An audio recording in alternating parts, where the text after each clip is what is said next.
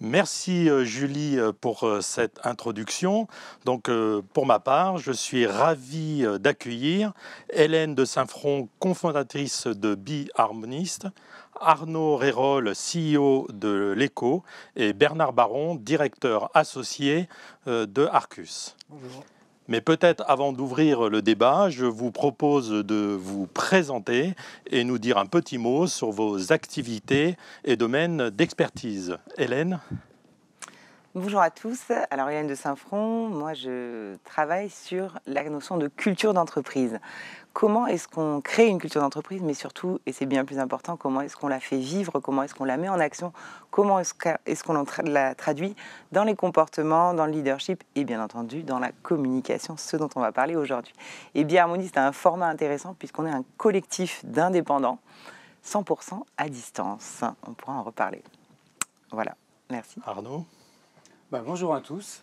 Nous accompagnons les organisations dans leur transformation digitale avec comme finalité, comme but, le fait de développer des pratiques numériques tenables dans la durée. Alors on y met plusieurs thématiques. La sobriété numérique, un point important aujourd'hui, plus important qu'il y a peut-être encore quelques années. Toujours l'efficacité collective et puis de plus en plus la question de bien-être numérique. Et pour ça, on renforce les équipes digitales, on forme les équipes digitales également sur les méthodologies de transfo. Et puis, on a une plateforme autour de la data qui permet d'impulser le changement avec de la gamification. Et pour Bernard ? Bonjour, Bernard Baron, directeur associé de la société Arcus. Donc, nous sommes un cabinet de conseil en transformation digitale interne avec deux métiers. On fait du conseil et le terrain de jeu, c'est la communication, la collaboration et la capitalisation des savoirs. Et puis un deuxième métier qui est les études. Donc on publie depuis une vingtaine d'années, tous les ans, des observatoires. Cette année, on a publié l'Observatoire de l'intranet et du management digital. Et on s'apprête à démarrer une prochaine étude pour le début de l'année prochaine, qui sera l'Observatoire du travail hybride et du management augmenté. Donc on est travail hybride, on est dans le sujet du future of work, et le management augmenté par quoi? On va découvrir, enfin je pense que tu vas nous guider sur ce terrain-là, que l'intelligence artificielle est un game changer qui va transformer la façon de travailler.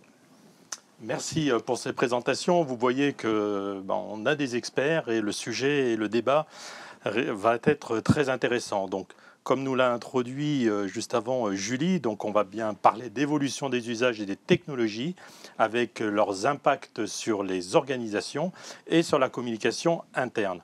Donc, on va voir trois thématiques. En effet, la communication a toujours plus de difficultés aujourd'hui à atteindre des cibles dans un contexte de sollicitation multicanale, multiservice et d'évolution technologique disruptive telle que l'IA. Donc je vous propose pour la première thématique, donc qui est autour de la culture du zapping, de l'infobésité et la multiplication des canaux.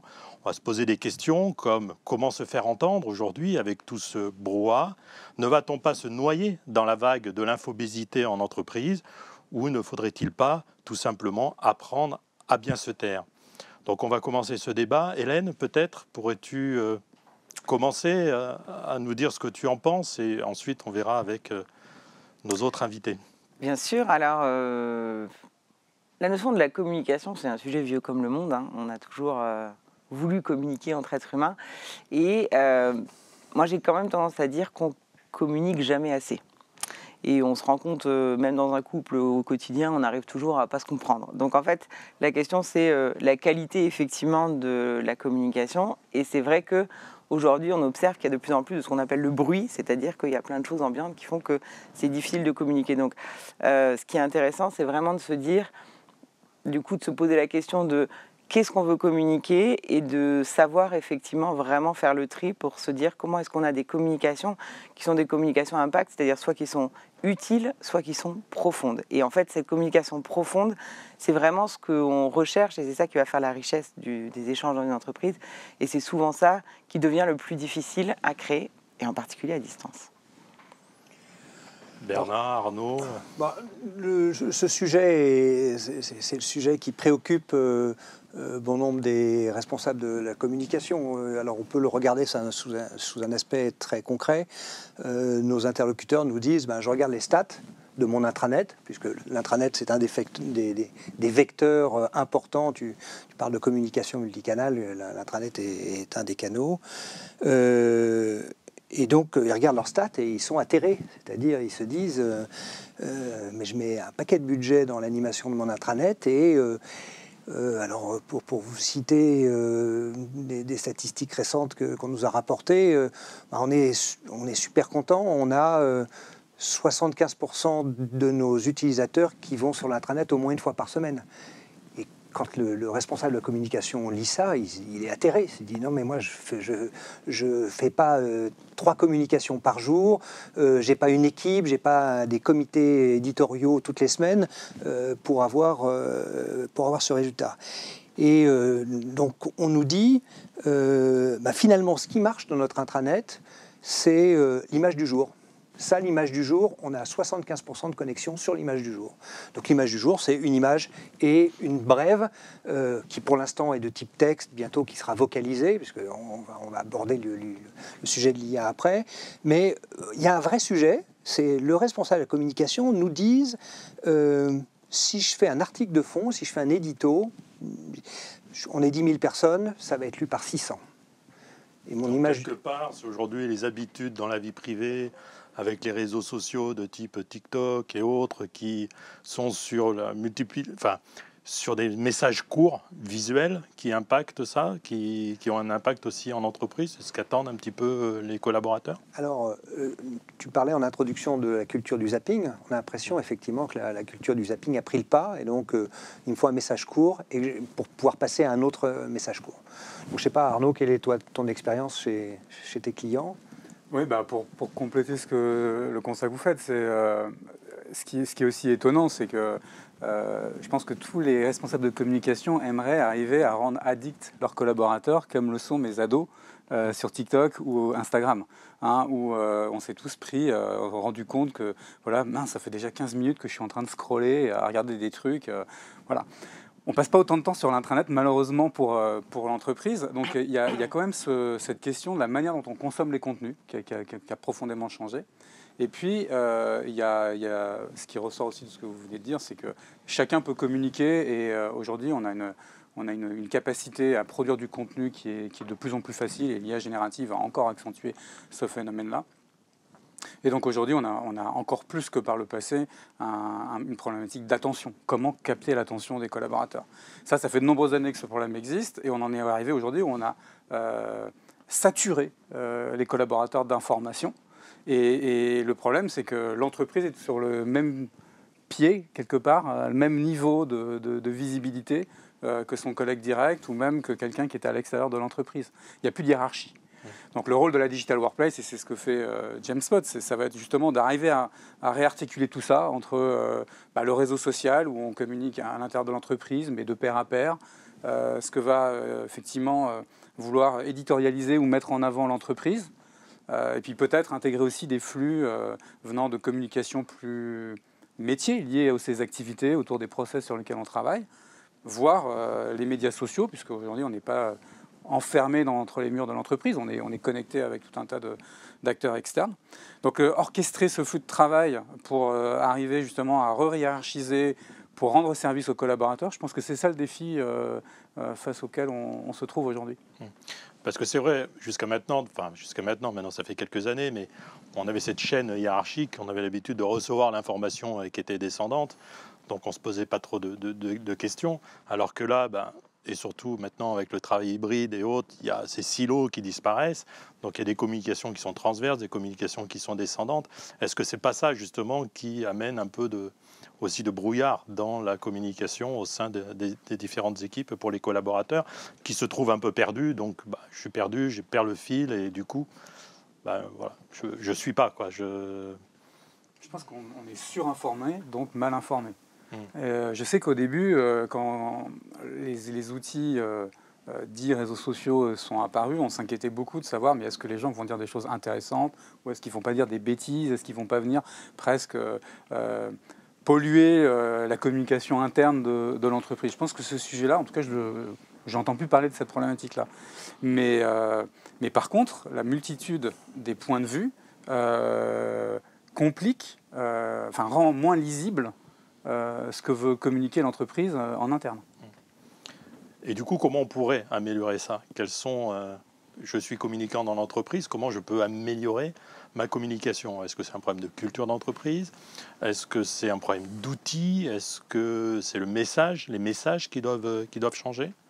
Hélène, autour... Déjà, c'est effectivement important de se dire qui on est en tant qu'entreprise et du coup, d'avoir aussi un style de communication qui soit adapté et des outils de communication adaptés. Si on est effectivement une entreprise autour de la convivialité, autour de le côté humour, esprit d'équipe, etc., évidemment, il ne faut pas avoir des grandes communications avec des articles de fond qui sont un peu complexes. Vaut mieux avoir des vidéos marrantes avec des salariés. Je pense par exemple à Voltalia, ils avaient fait une série qui s'appelait Ilia et Volta, de petites vidéos, ils voulaient communiquer sur la sécurité. Les vidéos étaient hilarantes. C'était vraiment très très drôle et c'était deux personnes qui faisaient des petites interactions. Donc effectivement, c'est penser au format et aussi penser s'il y a vraiment des moments de communication importants à scénariser ça. Là, par exemple, ce qu'on est en train de vivre ce matin, c'est intéressant. C'est pas un livre blanc qu'a publié James Pott où les gens vont peut-être le lire. Il y a quelque chose qui se passe et donc on a envie de le faire. Donc c'est vraiment repenser la communication comme une expérience et qui doit refléter et être une expérience finalement aussi de la culture de l'entreprise. Donc, ce qui veut dire que le format de communication doit changer parce que le monde évolue, les collaborateurs évoluent. Totalement. On ne vient plus travailler pour la même chose, pour le même but qu'on pouvait il y a quelques années le faire. Donc du coup, comme tu le dis, la communication doit être plus directe, plus ferme. Alors, je dirais qu'elle doit être plus authentique. Elle doit être plus authentique, ça c'est sûr, la communication très corporate. Et encore une fois, ça va dépendre de certaines boîtes. Il y a des boîtes où ça va être moins direct, on ne veut pas forcément avoir un ton qui soit très infantilisant, entre guillemets, alors que d'autres, au contraire, que ce soit très informel. Ce qui est sûr, c'est que, comme tu le disais, de plus en plus, on va avoir plutôt de la communication de pair à pair. Énormément, en fait, c'est un peu comme ce qu'on a vu avec Internet. C'est-à-dire, avant, on écoutait la chaîne de radio qui allait nous diffuser les infos officielles. Maintenant, c'est sur Internet que des gens vont nous diffuser des informations. Donc, c'est aussi ça qui va se passer au sein de l'entreprise. Donc il n'y a plus un communicant, mais il y a des communicants au sein de l'entreprise. Tout à fait. Donc le format évolue. Et du coup, comment on peut implémenter ça dans l'entreprise? Parce que la communication, c'est quand même pas quelque chose d'inné. Tout le monde n'est pas un communicant. L'entreprise doit garder quand même un contrôle quelque part, pour pas que ça parte. Voilà, la modération, on en entend beaucoup parler sur les réseaux sociaux publics. Bernard? Alors, je ne suis pas sûr que l'entreprise doive garder un contrôle. Si elle garde un contrôle, c'est probablement sur les messages corporate, mais sur la communication, si on veut qu'elle soit fluide, il ne faut pas trop qu'elle soit contrôlée. Je vous ai parlé des observatoires qu'on anime. Cette année, dans l'observatoire qu'on a publié, on a essayé de chercher des corrélations. Tu parlais des formats, entre les formats de communication et le niveau de satisfaction des utilisateurs. Et donc on a fait émerger des choses qui sont intéressantes, qui sont plus j'ai des formats variés dans ma communication et dans mon vecteur principal qui est l'intranet, plus le niveau de satisfaction des utilisateurs augmente. Plus j'ai de fonctionnalités dans mon intranet, plus mon niveau de satisfaction augmente. Donc la variété des formats, c'est un élément super important. Et puis, on revient sur est-ce que la communication est une communication corporate ou une communication généralisée. C'est le réseau des contributeurs. Donc, dans notre observatoire, on a établi la corrélation entre le fait que plus la contribution est généralisée dans l'entreprise, et en particulier plus les métiers contribuent à cette communication, plus le niveau de satisfaction des utilisateurs est haut. Donc ça veut dire qu'on a besoin que cette communication, elle soit transversale, qu'on ait fait sauter les silos, qu'on ait développé les transversalités. Et ça, c'est un des éléments constitutifs du succès des méthodes de communication.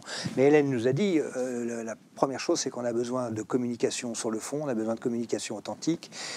Si les missions de la communication, c'est de partager les informations essentielles, aligner les collaborateurs sur la stratégie et la vision de l'entreprise, faire monter le niveau d'engagement, pour pouvoir faire ça, on ne peut pas le faire de façon artificielle. Et donc il faut travailler sur le fond et à la fin, normalement, ça doit atteindre la cible. Mais on est face à la culture du zapping et ça, c'est une lutte difficile. On voit qu'effectivement, donc, les messages de communication changent. On ne parle pas d'une communication, mais d'après ce que je vois, c'est les communications qui doivent bien sûr s'adapter au sein de chacune des entreprises, comme le disait Hélène. Il nous reste, on pourrait en parler pendant très longtemps pour cette première thématique. Il nous reste 3 minutes à peu près. Arnaud, un petit mot, pas de conclusion, mais voilà.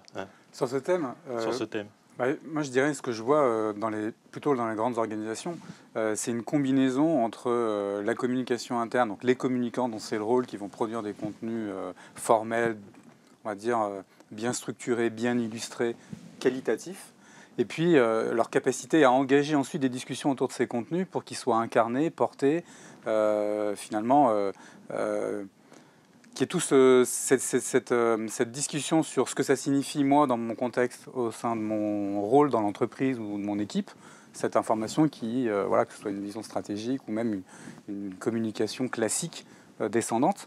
Donc il y a cette combinaison entre le rôle du réseau social interne, mais qui est incarné, mais au final, il y a aussi le chat, les réunions d'équipe, qu'elles soient en présentiel ou en distanciel. Si l'information n'est pas reprise et portée par les uns les autres, finalement, pour moi, l'information ne va pas avoir le même impact. La communication interne a besoin de ce relais incarné par les collaborateurs. Donc là, pour résumer rapidement cette thématique, on peut dire qu'il n'y a pas une communication, mais des communications. Il n'y a pas un outil, mais des outils, des canaux. Donc effectivement, le tout, c'est d'utiliser la bonne communication avec le bon outil pour adresser le bon message à la bonne cible. Alors, juste un petit complément. Et puis on passe à la deuxième thématique. Dans tout ce qu'on a discuté, il y a une dimension qu'on n'a pas évoquée, qui est la dimension du travail hybride. C'est-à-dire que cette multiplicité des canaux, cette infobésité, elle est encore plus dure à décrypter lorsque le collaborateur est chez lui ou soit chez lui, soit dans un espace de travail hors de l'entreprise et qu'il n'est pas aidé à décrypter. Et donc ça, c'est une dimension complémentaire qui rend le sujet plus complexe, probablement qui nécessite un changement de méthode de management. Donc le manager, qui était un manager de proximité quand toutes les troupes étaient sur place, est un manager d'attention, puisque ces troupes sont stablement réparties à tout moment, c'est-à-dire qu'on ne peut jamais se dire que je vais avoir en permanence l'ensemble de mes équipes sous la main et donc pouvoir faire ce rôle de butinage pour aller décrypter, discuter, commenter, etc. Donc le travail hybride amène une difficulté qu'il faut prendre en charge. Merci Bernard. Donc là, on approche la troisième thématique, un peu la culture de l'entreprise. Mais avant, justement, Bernard, on va parler de la révolution de l'IA dans la communication interne. Est-ce que c'est une menace ou une alliée du communicant? Et la com interne va-t-elle devenir 100% IA générative? Aujourd'hui, on entend, on voit même des licenciements dans le monde de la com parce qu'on est remplacé par de l'IA. Quid de la communication en interne de l'entreprise? Le patron de Tesla considère manifestement que c'est une menace puisqu'il veut stopper le développement de l'IA pendant 6 mois, juste le temps qu'il puisse rattraper son retard. Alors, je pense que la question est sérieuse. Nos interlocuteurs sont soit des technophiles et donc du coup sont enthousiastes, soit expérimentés et auquel cas ils se disent comment on va gérer tout ça. D'abord, je ne comprends rien à ce que ça me permet de faire. Je ne vois pas complètement quels sont les impacts à l'IA générative. J'ai compris, je vais faire mon article plus facilement. Je fais 3 essais sur ChatGPT. Je trouve que finalement, alors il y a des essais qui sont très concluants, et puis des essais où j'essaye de faire résumer un texte en 3 points. C'est un sujet que je connais bien. Je vois les 3 points, c'est pas les points que j'aurais mis en avant. Donc on a de l'enthousiasme et puis on a de la perplexité. Qu'est-ce que je vais pouvoir en faire? Comment je vais l'intégrer dans mon métier? Alors, les communicants, probablement, sont ceux qui sont le mieux placés, parce que l'IA générative, elle génère.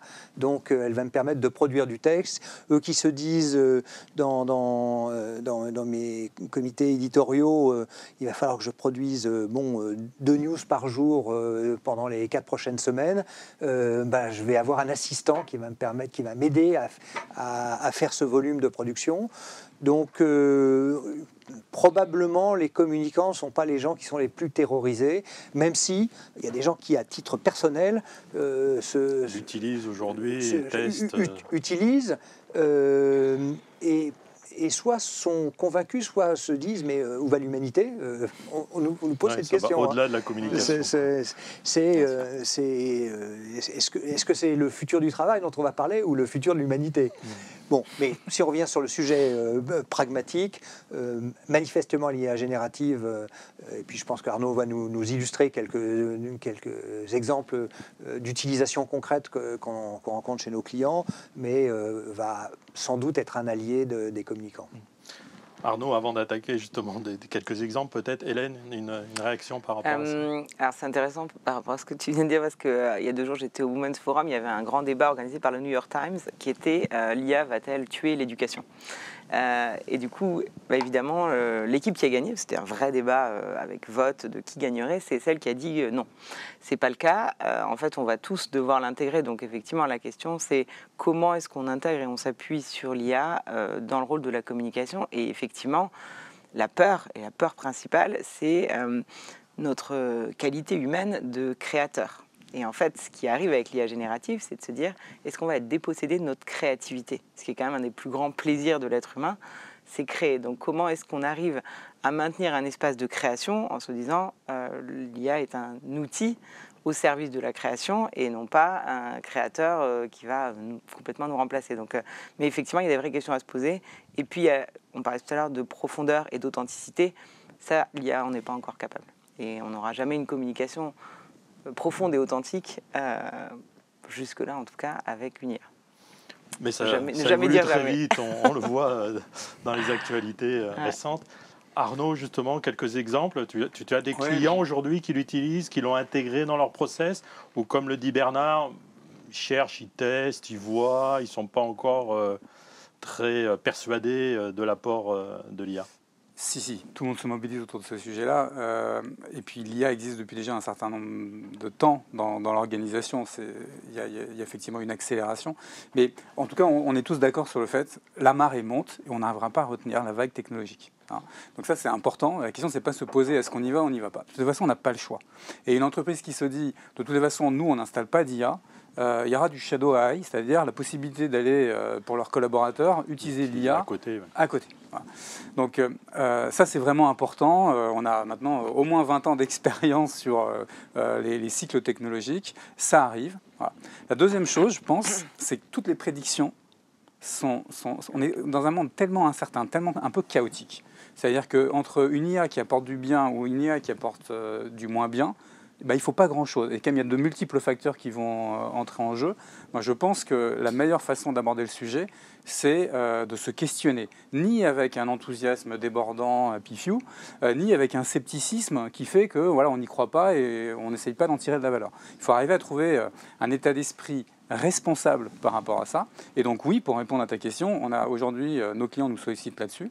C'est d'une part, comment est-ce qu'on peut amener un débat et élever le débat sur autre chose que de l'affect. Est-ce que j'y crois ou j'y crois pas? Est-ce que je veux ou est-ce que je veux pas? Est-ce que j'ai peur? Est-ce que ça me plaît? Voilà. Comment est-ce qu'on peut arriver à justement à développer ces usages responsables? Et donc là, il y a les aspects est-ce que la technologie marche vraiment? Est-ce que ça va vraiment nous aider? Est-ce qu'on n'est pas en train de se tirer une balle dans le pied? Est-ce que du point de vue éthique, on va être capable de gérer la chose? Du point de vue sécurité, il y a aussi les aspects environnementaux. Voilà, il y a tout un tas de questions qui se posent à nous. Et donc je vois moi aujourd'hui des clients qui sont de plus en plus affûtés pour traiter ces sujets-là. Et ça commence par donc acculturer les collaborateurs, parce que chacun à son niveau est confronté déjà à l'IA générative. Et il y a probablement des opportunités dans le cadre de leur travail à faire émerger et à explorer, accompagnés par l'équipe digitale, l'IT, au sein de l'entreprise.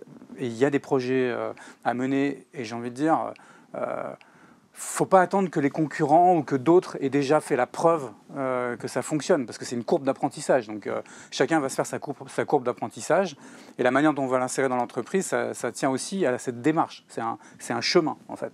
Donc ce chemin, les entreprises ont vraiment tout intérêt à le démarrer dès maintenant. Et donc c'est ce qui se passe. Après, pour répondre à la question de quelques cas d'usage, les cas d'usage, vous le voyez à travers vos applications qui sont en SaaS. Donc ça va de... regardez, LinkedIn maintenant propose de nous aider à rédiger des messages. Je prends les outils des communicants. Moi, mon outil d'emailing me propose de reformuler mon objet ou certaines parties de mon message. Les outils de création d'images nous proposent aussi de l'IA. Alors moi, j'ai un de mes collègues qui m'a repimpé sur une... Il a fait ça devant moi en 2 temps, 3 mouvements. J'étais en train de parler avec les mains devant, il m'a mis le buste droit, etc.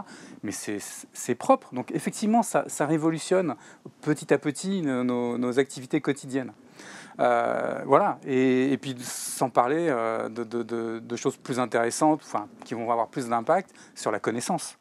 Si, par exemple, cette interview et le script est produit automatiquement, bien indexé, c'est beaucoup plus facile de partager ce qu'on aura dit avec d'autres que si on le laisse en format vidéo. C'est plus facile d'interroger une base de connaissances aussi si on a une gentille IA qui est capable de nous faire sans hallucination, c'est-à-dire sans erreur, une synthèse de ce qui a été produit par plusieurs de nos collègues. Donc, ce que tu dis, c'est n'ayons pas peur de l'IA, elle est là de toute façon. On ne peut pas passer outre, mais plutôt il faut l'appréhender, la comprendre, savoir l'utiliser à bon escient et éventuellement donc l'intégrer à nos outils pour que ça nous apporte une aide.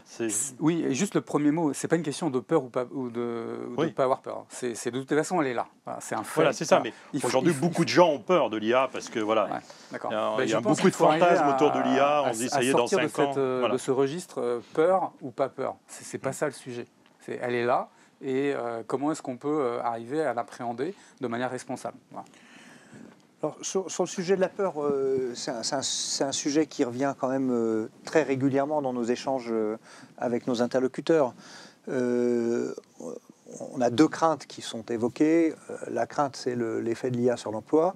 Et la deuxième crainte, c'est la fuite du capital de l'entreprise, du fait de la capitalisation de l'IA sur, quand je pose une question, ça s'agrège au savoir de l'intelligence artificielle. Et si jamais je commence à dire, je voudrais bénéficier d'une recherche intelligente, donc j'expose l'ensemble de mes documents internes au moteur de recherche, aidé par l'IA qui va créer toutes les métadonnées, en fait mes documents, ils passent dans le domaine public. Il y a eu des cas récents qui ont été évoqués sur le sujet. Donc Arnaud a raison, c'est-à-dire la peur n'évite pas le danger. Donc ce qu'il faut comprendre, c'est quelle est la nature du danger. Donc là, on a des débats intéressants chez nos clients sur les fournisseurs d'IA s'engagent à quoi. Quand on travaille avec des administrations, on nous dit l'IA c'est comme le reste, on a besoin d'avoir des offres souveraines. Il y a un certain nombre de garanties. Il faut pas qu'on soit naïf dans cette histoire, parce qu'on a vraiment beaucoup à y gagner, mais on peut aussi courir des grands dangers. Donc il faut adresser ces sujets. Et si on revient sur des éléments concrets, puisque nos interlocuteurs c'est les départements de la communication pour commencer, nous on est en train de mener des POC, des expérimentations où, à partir d'un PDF, je prends un manuel utilisateur qui est en PDF, je génère automatiquement une capsule vidéo d'1 minute. Je la fais parler, le fond d'image, je vais aller le chercher dans une banque d'images ou dans une banque de films. Le montage est fait automatiquement, le script est généré automatiquement, il est vocalisé dans toutes les langues que je veux. Et donc quand je suis communicant, je me dis mais c'est magnifique, j'ai un communiqué de presse, je le transforme en capsule, je le mets sur mon intranet, il est dans toutes les langues. J'ai mon patron qui a fait une intervention au JetSpot Summit, je prends la partie de son intervention, je fais du speech to text, ça se transforme en script, le script je l'indexe et puis je refais des capsules, et donc voilà, j'utilise la communication de mon patron comme un élément d'information, j'insère dans ma communication. Enfin, il peut y avoir des utilisations qui sont magnifiques. Ça ouvre aujourd'hui je pense que ça, des possibilités importantes et nouvelles. Et ça ouvre, je pense, ce qui a toujours fait rêver, quand les responsables de communication pensent à leur format de communication, ils disent la vidéo, c'est quand même le truc qui est le plus facile à consommer. Donc si tout ce qui est écrit, parce qu'il y a plein de choses intelligentes qui sont écrites, si tout ce qui est écrit, j'arrive à transformer en des synthèses en vidéo, je vais produire la vidéo sans les coûts de la vidéo. Et ça va être des utilisations, des cas d'utilisation intéressants, et je pense que nos communicants vont tester ça. Merci. Hélène, du coup, en réaction par rapport à ce qui s'est dit, et puis ça mènera sur la troisième et dernière thématique autour de la culture de l'entreprise. Ouais. Pardon, une réaction. Donc effectivement, comme Arnaud disait, ce qui est important pour l'IA, c'est, puisque c'est une réalité, c'est cette acculturation. C'est-à-dire vraiment d'expliquer aux gens, déjà, tout simplement apprendre, et ce sera de plus en plus difficile, mais à se dire, voilà, comment est-ce que j'évalue aussi le niveau d'authenticité d'un message que je reçois. Parce qu'en fait, l'IA, bien sûr, il y a l'IA dans la communication au sein de l'entreprise, mais c'est important aussi d'aider les salariés quand ils vont aller chercher de l'information ailleurs, parce que ça va être comment est-ce qu'ils vont vraiment faire la différence entre ce qui est de la réalité, ce qui a été dit par des gens, ce qui au contraire est quelque chose qui est produit par de l'IA. Donc ça, c'est intéressant aussi d'en connaître les limites, de dire attention, voilà, quelles données je vais mettre ou pas pour nourrir mon IA selon que c'est une IA vraiment propre, interne à l'entreprise, ou que j'utilise ChatGPT.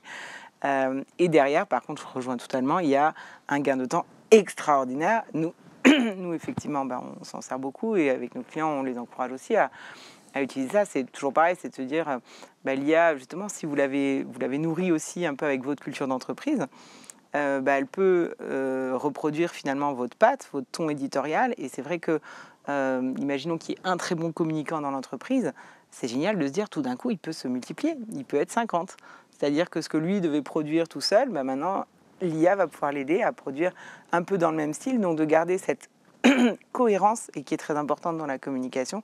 L'IA peut avoir cet effet des multiplicateurs, et effectivement, c'est génial de se dire, voilà, par rapport à ce sujet, j'avais vraiment en tête ce type d'image, je demande et je l'ai, quoi. Ça, c'est quand même extraordinaire. Et si on revient à ce réseau de contributeurs qu'on voudrait avoir dans toutes les fonctions, dans les métiers de l'entreprise, et non pas une contribution qui est animée uniquement par les communicants et la RH.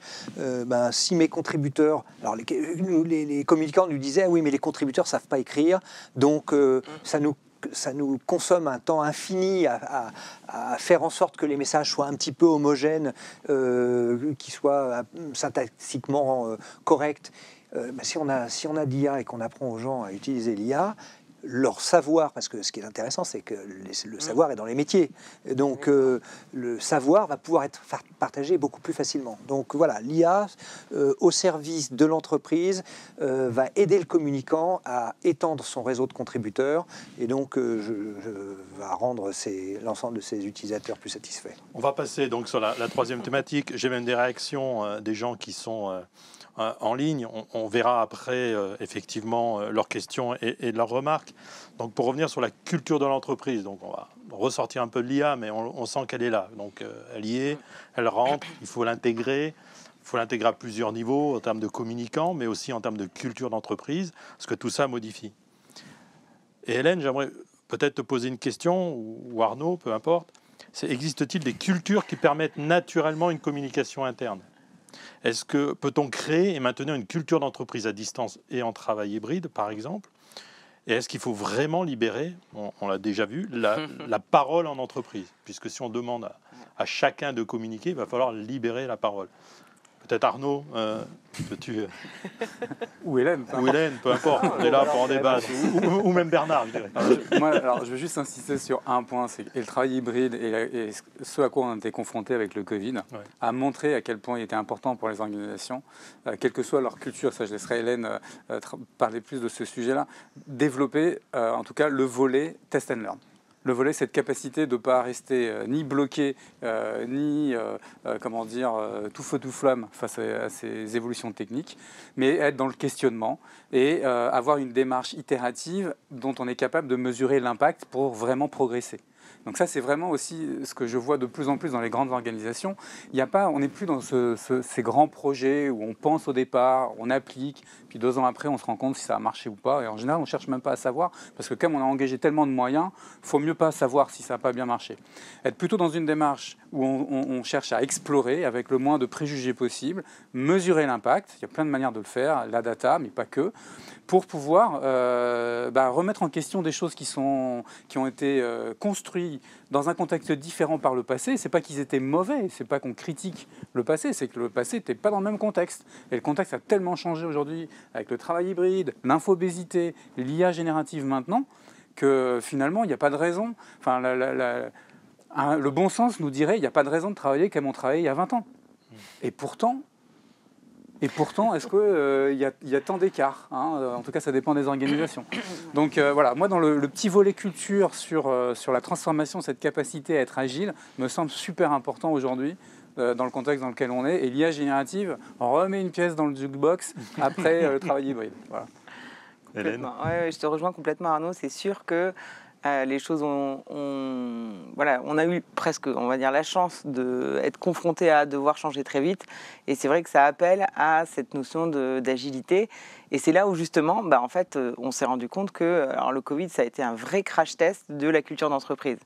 Et en particulier de ces entreprises qui prétendaient que dans leur culture, ah oui, nous on est agile, on est flexible, etc. Là, ça a été une très bonne expérimentation subie, mais qui a été révélatrice. Et en fait, effectivement, nous, ce qu'on a vu, on parle de culture forte. C'est-à-dire une culture forte, c'est une culture qui est, super bien définie, formalisée, connue par tous, et 2, qui est traduite super concrètement dans les actes, dans les process, dans les comportements, dans les modes de communication.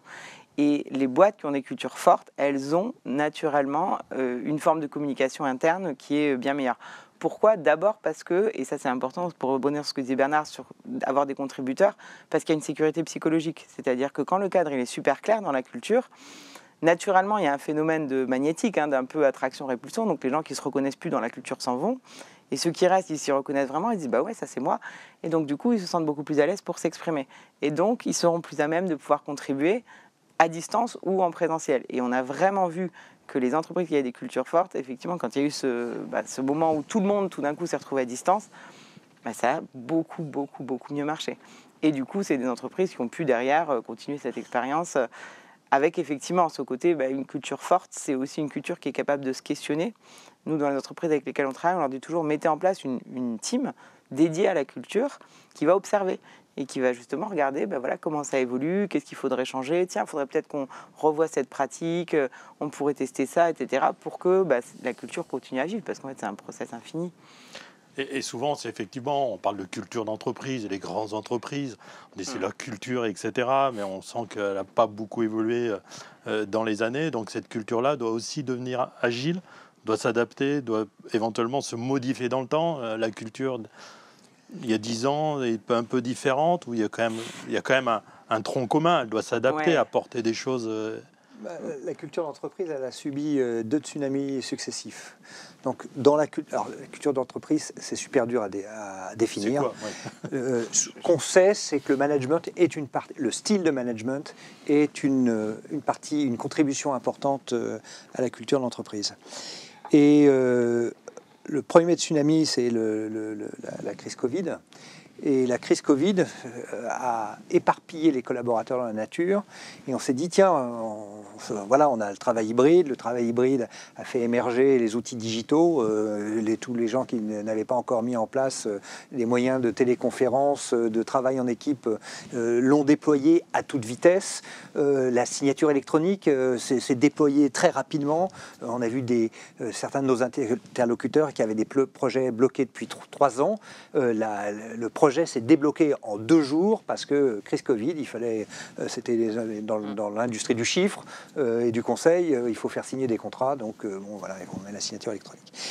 Donc premier tsunami, le Covid, les collaborateurs sont dans la nature et ce dont on s'aperçoit 2 ou 3 ans après, c'est qu'en fait, les entreprises n'ont pas changé fondamentalement leur style de management. C'est-à-dire qu'en fait, les collaborateurs en mode hybride continuent d'être managés simplement comme s'ils étaient dans le bureau, mais dans un bureau éloigné. Et ça marche pas du tout. Donc voilà, le premier élément qui va bouleverser la culture de l'entreprise, c'est le tsunami du Covid. Le deuxième élément, c'est l'intelligence artificielle. Et là, pouf, deuxième vague, on a à peine commencé à respirer qu'il faut tenir le souffle.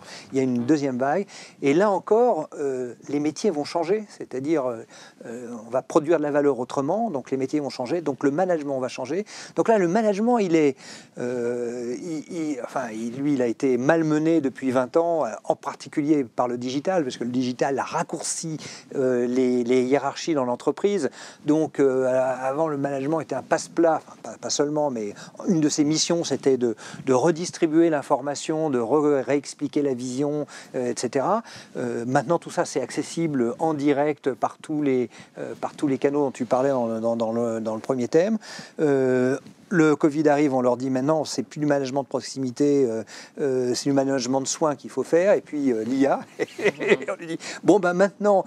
il va falloir que tu surveilles que c'est bien le collaborateur qui a produit le truc, qu'il n'a pas juste pompé et délégué son travail à une IA.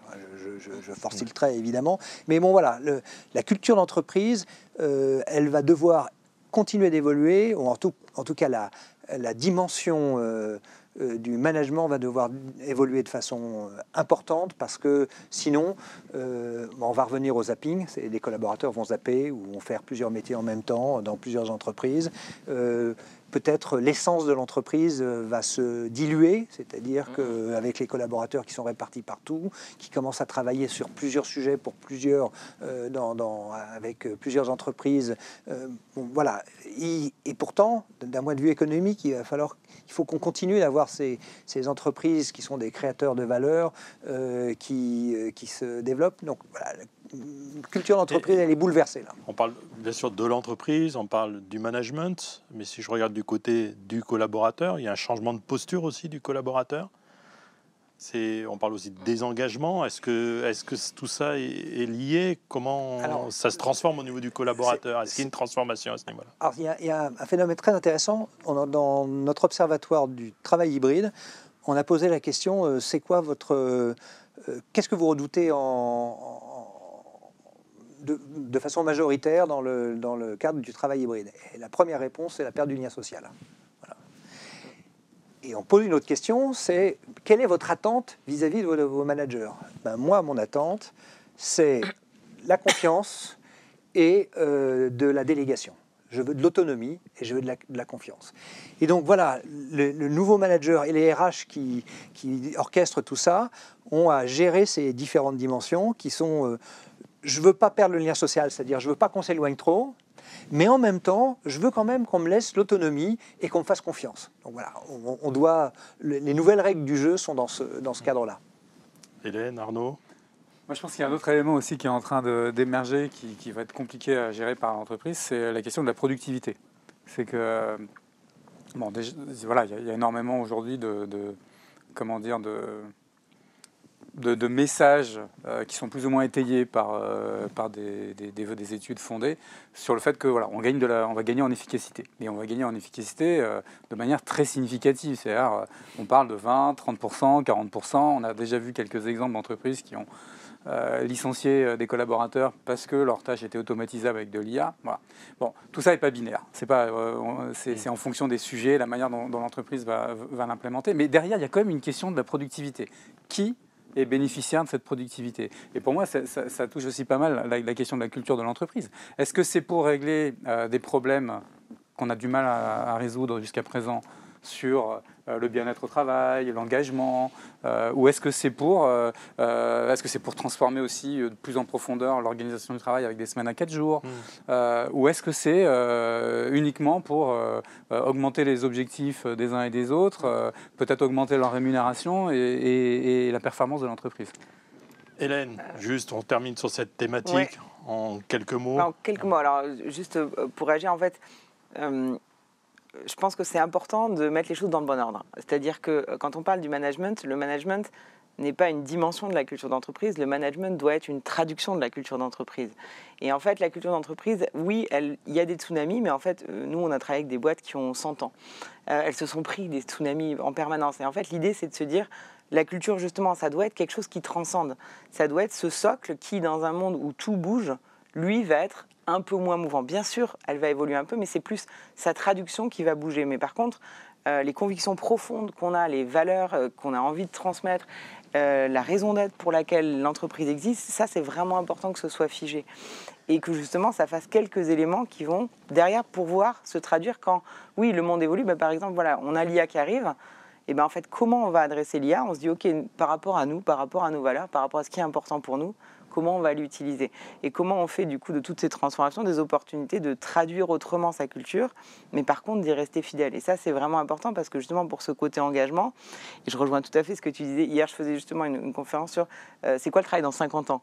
Et dans 50 ans, on sera tous entrepreneurs de soi, c'est évident. On ne travaillera plus pour une entreprise, on travaillera pour plein d'entreprises. Donc qu'est-ce qui nous rassemblera? Justement, la culture du projet. On y va parce qu'on a envie de bosser avec cette boîte et qu'on va faire ce projet qui nous plaît, etc. Puis ensuite, on ira en faire un autre. Et donc, comment on va fédérer des gens qui seront partout dans le monde et qui travailleront pour plein d'entreprises? C'est justement grâce à cette culture. Et donc, c'est vraiment important parce que je retiens quand même qu'il faut effectivement avoir ces entités, c'est important. Et c'est en se distinguant, en étant authentique autour de leur culture, qu'elles arriveront à continuer à fédérer. Merci Hélène. On pourrait là aussi continuer longuement sur cette discussion. Alors j'ai des remarques du public. On va les passer assez rapidement. On ne pourra pas forcément répondre à tout, mais il est important de partager parce que ce sont des retours par rapport au débat.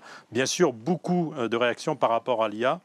Je vais en citer quelques-uns. Donc Raquin qui nous dit on peut considérer l'IA générative comme une base à partir de laquelle on se sert pour exercer sa créativité. Donc ça permet d'amorcer un petit peu sa créativité et d'aller un peu plus loin. Judith qui dit oui Arnaud, même si la question y aller ou pas provoque débat. L'IA est déjà dans nos outils. Donc effectivement, c'est ce que tu dis, il faut qu'il y ait débat autour de ça. Il ne faut pas simplement l'utiliser sans se poser les questions. Erwan, n'oubliez pas de vérifier les traductions. On parlait beaucoup de traductions. On sait que l'IA aujourd'hui fait beaucoup d'hallucinations. Elle peut le faire aussi en termes de traduction. Et puis, est-ce qu'elle prend bien en compte toute la culture, parce que la traduction, c'est pas simplement du mot à mot. On l'a vu. Il faut remettre toute la culture. Il y a des changements des fois dans les formulations qui doivent être pris en compte. Imad qui dit l'IA est génératrice de créativité. Donc, ça rejoint ce que pouvait dire Raquin au départ. Et Thierry qui nous met qu'à mener en urgence, il me semble, dans toutes les entreprises, bien sûr, de mettre. Et il faut une charte de l'IA.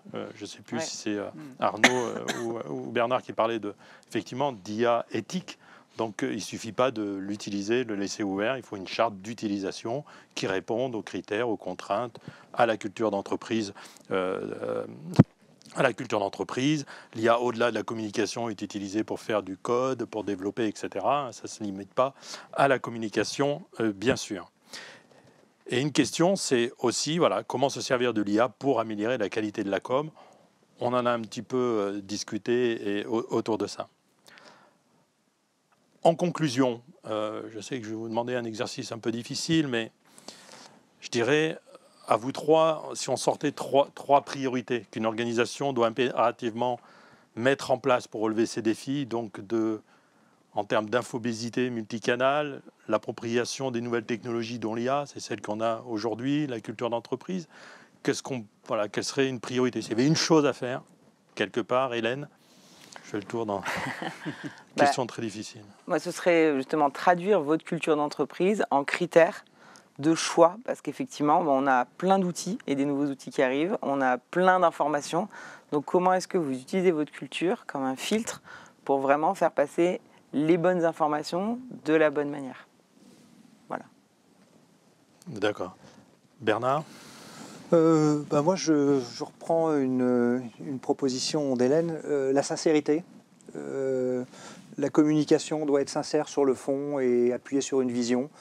Et après, il y a toutes les technologies, les canaux, s'il faut s'adapter à la culture du zapping et faire des messages de 45 secondes, on fera des messages de 45 secondes, mais il faut que ça soit assis sur une vision et une communication sincère. Moi, je dirais, donnez-vous les moyens de mesurer l'impact et tester, retester, itérer, mais en mesurant l'impact. D'accord.